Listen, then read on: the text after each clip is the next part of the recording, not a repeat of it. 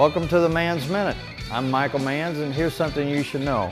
If you've been trying to get the roughness out of your engine, tuning it up, you've put spark plugs in it, wires, maybe even a new carburetor, you still have a problem, it might actually be a vacuum leak. And older cars have a lot of vacuum lines. And these older lines can crack, they might even be under your dash hooked to your heater or something, but you can find out if it's a vacuum leak just by lightly cupping your hands over the engine while it's running. If you find a spot where when you restrict the air that it actually runs a little better, you definitely have a vacuum leak. Now you can start to plug off items that you don't need, and then you might isolate what line it is, and then you can go from there.